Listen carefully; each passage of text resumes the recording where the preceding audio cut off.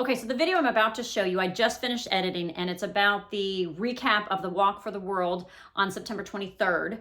And after I finished editing it, then there was an announcement about another Walk for the World, and I wanted to share that information with you. And it's going to be on November 11th, which is 11/11, at 11:11 a.m. Eastern Time. And there's not a lot of information out there. He had just announced it at his Dr. Joe Live. And there's a little information out there, maybe on Facebook. I haven't seen it on his website or anything like that. But just kind of look out there, maybe start getting your groups together. Just plan on doing it on that day. If you haven't downloaded the meditation, you can go for walkfortheworld.org, I think is a website. I'll put the correct one up here on the screen. I can't remember the exact website. Or I'll put it in the comments below. That's pretty much it, because in the video I talk about how I hope he does this again in the future, and I don't think this one's going to be quite as global because it's not like, you know, many months in advance, but I still think that it's going to have a big enough impact with however many people get this out there, and I'm trying to get it out to you guys. That's pretty much it, and I hope you enjoyed the video.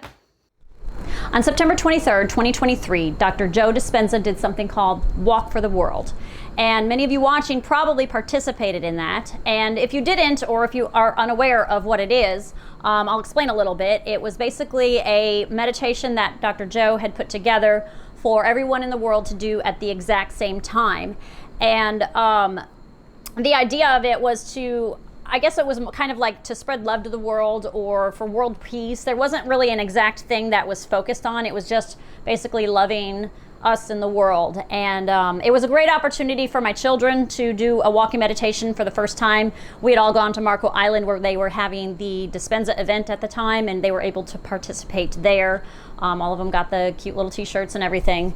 It was really cool to be able to later that day see all the pictures of people all around the world just taking these group pictures, because a lot of people did them in really large groups just all over the world, and it was really neat to just see people all over the place doing this all at the same time. It was really cool to kind of see the effects of it. You know, there was no way to really measure, I guess, the effects. But afterwards, I was seeing on social media, some people were putting up something about the Schumann resonance. And if you are unaware of what that is, it's kind of like the heartbeat of the world. And it can fluctuate with things like solar flares or different weather events might happen. And it pretty much maintains like a kind of a blue color to it. But when big things happen, there's like big spikes in it. And I saw this on social media, and then again, Dr. Joe did kind of a follow-up video. I think he put it on his website, and he didn't really specifically say anything about the Schumann resonance, but he happened to put it up on the screen. And it was very interesting because I went back and did the research myself to see what it really looked like and if this was coincidence or not. And I don't think it was a coincidence, but use any information that I give you on this for your own interpretation, because I'm going to put some information out there and you just use your own judgment. But basically what I did is I went many days before the event and many days after the event, and it was like absolutely nothing really on the days before. And then all of a sudden on September 23rd, there was this huge spike and a big chunk of time.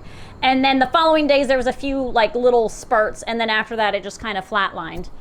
I know in the video he had mentioned he wants to try to start measuring this. And I think he was hinting at this was a way to measure it by showing that we change the heartbeat of the earth by just doing this. Interesting enough, on my way to Marco Island, I was reading a book called The Power of Eight. She was talking about an experiment that she did that was very similar to what we just did with the Walk for the World. She was doing an intention experiment, and then she was seeing such great results from it, she wanted to do something where she had a target to see if it had any measurable effects on it. And so basically she had figured out a fraction of how much of the world's population she'd have to get together to make some kind of an effect. And whatever the fraction and the population at the time, I believe this was 2008, it was about 7,000 people. She ended up getting about 10,000 people to participate in this. And she didn't have a target at first, and she wanted to have a place that had like some war or unrest, but she also wanted a place that had something to measure, some way to be able to tell what kind of effect that they made. And after lots of research, she was able to find a place in India, I believe it was Sri Lanka. They were having war for like 25 years or something like that, and they were keeping track of injuries and deaths over a very long time period. So they could really tell that, okay, well, this is kind of what it's consistently been. And when we do our meditation and direct our energy towards this area of the world, are we going to have an effect on it? And so they did that, and they showed like the days following that the violence had dropped pretty decent amount to say that, okay, we probably did that. But what was interesting is that right after that, they had a lot of violence, and they had a lot of injuries and a lot of deaths. And they were kind of worried, like, did we do this kind of thing? And there was several times in the book that I was reading too where they were just like, what the heck? Is this coincidence that the week that we did this meditation, directed at them, that they had all this violence? But when you look at it too, the after all the violence was basically this war or whatever, this fighting finally came to a conclusion, came to an end and stopped. So it was very interesting to see the effects on that. So when I read that, and then I saw the effects of what had happened with the Dr. Joe thing with the Walk for the World, you know, about a week afterwards, September 23rd, just kind of know what's going on in the world right now. I'm not saying like this is just, I'm throwing information out to you, but just based on what I just told you about this experiment that this lady did and what's going on in the world right now, can you say this is a coincidence of what's going on in the world? And can we say that maybe what's going on right now could end up good? If we take what's going on now and place it to then and compare, that would be very interesting to see what really happens or what comes out of that. You know, I don't know. Also, I just found out too recently that in 2020, there was about 1 million people that did some kind of meditation on world peace. And same thing, they also affected the Schumann resonance of the world, or the earth, I guess you could say. And so I think that's really cool that we can measure these things. And, you know, I was thinking too about like what had happened that lady and what had happened with the war and stuff and what might be going on in the world right now, not saying for sure. But you think about when you're going through a death of your ego, when you're healing, you kind of go through a horrible thing before the beautiful stuff comes out. Just like a fire burns up and things look beautiful, a metamorphosis of a butterfly, a freezing of the plants and they come out beautiful in the spring.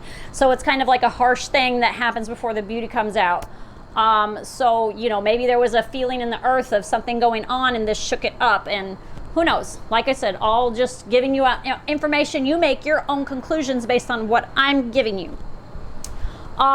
I think that this is awesome that he says he wants to measure this. It sounds like based on the speech that he gave, he wants to do this again, and I would love to see it happen again.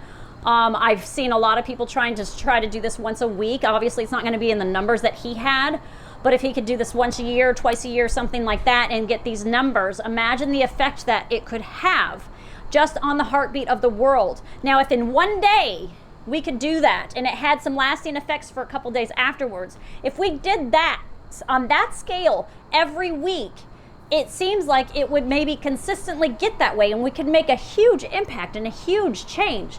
I mean, just think about you yourself and you raising your vibration and how you can affect the people around you. I know myself, just since I started meditating, what a difference it's made in my children just by elevating myself and my husband elevating himself, how it's influenced my children. And I seem to see people around me, my parents even, they seem happier and uplifted. And so I'm having just a small impact of the people around me And to do this with the purpose of the intention of doing it for the world, think of the impact that we could have. And it's amazing to think about that. If you want to know what you can do to make a difference, start with yourself. Start by elevating yourself and being happier about yourself and loving yourself. And that will spread and show to people around you. And if you want, get together with groups, because we are much stronger as a group. You alone can be strong, but we're stronger as a group. Think about a bunch of spaghetti or a stack of sticks. You know, you can break a piece of spaghetti or a stick real easy by itself. But when you get a big bunch of them together, you can't. We're so much stronger together, and we can elevate so much stronger as a whole. So continue on raising your vibration and spreading love to the world. Thank you.